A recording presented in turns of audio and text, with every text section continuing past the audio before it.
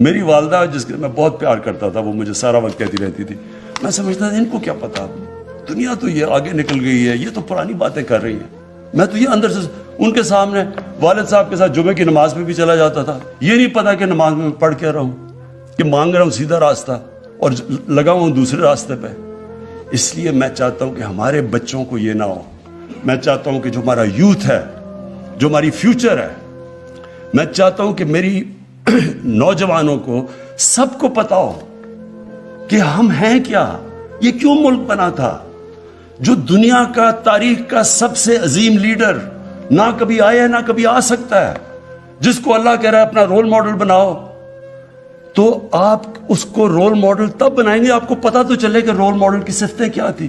آپ جب تک ان کو یہی نہیں بتائیں گے کہ وہ کیسے اٹھا کے انہوں نے ٹوٹے پھوٹے عربوں کو دنیا کی امامت کروا دی، تو لوگوں پتا تو چلے لوگوں کو کہ وہ کیا صفتیں تھی.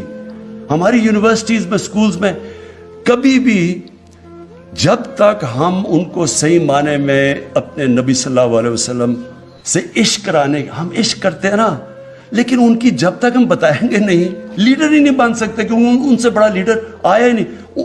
وہ کیسا لیڈر تھا جس کو دیکھ کے سارے لیڈر بن گئے. ایک کتاب ہے دی عرب کانکویسٹ، انگریز نے لکھی ہوئی ہے. وہ اس کتاب کے اندر بتاتا ہے کہ جو جنرل بنتا تھا وہ جا کے وہ کام کر دیتا تھا، یعنی کوئی سوچ ہی نہیں سکتا تھا، کسی کا نام بھی نہیں ہوتا تھا جا کے بڑا. یہ سوچ لیں کہ دنیا کی تاریخ کا خالد بن ولید شاید ہی دنیا کی تاریخ میں اتنا بڑا کوئی جنرل آیا ہو، وہ کبھی جنگ ہی نہیں ہارے تھے. حضرت عمر ان کو کہہ دیتے کہ نہیں تم چھوڑو، کسی اور کو میں کمانڈ دینے لگا. تو یہ اتنے زیادہ عظیم لوگ کیسے بن گئے؟ اس کے اوپر تو ریسرچ کریں، بتائیں تو صحیح کہ وہ کیا صفتیں تھی، ہمارے نبی کی کیا صفتیں تھی کہ انہوں نے ساروں کو لیڈر بنا دیا. تو ہمیں تو سب سے بڑا مسئلہ پاکستان میں لیڈرشپ کرائسس ہے، ہمیں تو لیڈر ہی نہیں ملتے. اب جو پاکستان سے ہوا ہے یہ لیڈرشپ کی وجہ سے یہاں پہنچے. تو ان کی جب ہم بچوں کو، نوجوانوں کو، ان کو آگے سے جب، اور یہ تو ہم دھوم دھام سے مچائیں گے، اور میں اپنے سارے ایم این ایز کو، سارے منسٹرز کو کہہ رہا ہوں کہ اس ہفتے میں آپ نے پوری طرح شرکت کرنی ہے، حصہ لینا ہے، ایک ایسا ربیع الاول بنانا ہے جو کبھی پاکستان کی تاریخ میں نہیں بنا. یہ تو دوسری ہے فحاشی. اب دیکھیں، یہ جب انسان فحاشی کی بات کرتا ہے تو یہاں ایک طبقہ ہے کہتا وہ اپنے آپ کو لبرل ہے، وہ شور مچا دیتا ہے کہ جی دیکھیں بہت بڑا ظلم ہو گیا، یہ کیا باتیں کر رہے ہیں، یہ پتہ نہیں ہمیں پیچھے لے کے جا رہے ہیں، کس طرح کی باتیں کر رہے ہیں، اور وہ کہتے ہیں اپنے آپ کو لبرل ہے. دیکھو میں 18 سال کی عمر میں جب آ گیا تو میں پھر سے آپ کو بتاؤں کہ انگلینڈ میں اس وقت ایک بڑی تبدیلی آ رہی تھی، ایک sex, drugs and rock and roll revolution تھی جو آ رہی تھی، اور وہ اس نے ان کا سارا معاشرہ تبدیل کر رہا تھا.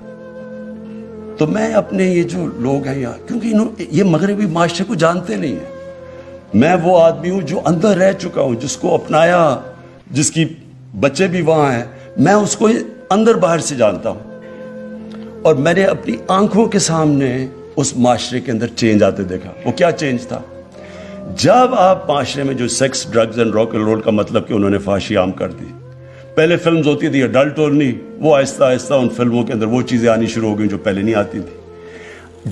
جیسے جیسے اس میں وہ جو انگلینڈ کا، جیسے سوسائٹی پرمیسو ہوتی گئی، فحاشی بڑھتی گئی، اس کا ڈائریکٹ امپیکٹ پڑا ان کے فیملی سسٹم کے اوپر، خاندانی نظام کے اوپر ڈائریکٹ. جب کوئی وجہ ہے نا، میں یہ چاہتا ہوں کہ ہمارے ملک میں ریسرچ کیوں نہیں ہوئی ابھی تک، کیوں نہیں ہمارے اسکالرز نے بیٹھ کے دیکھا کہ کیوں یہ پردے کا کانسیپٹ ہے کیا.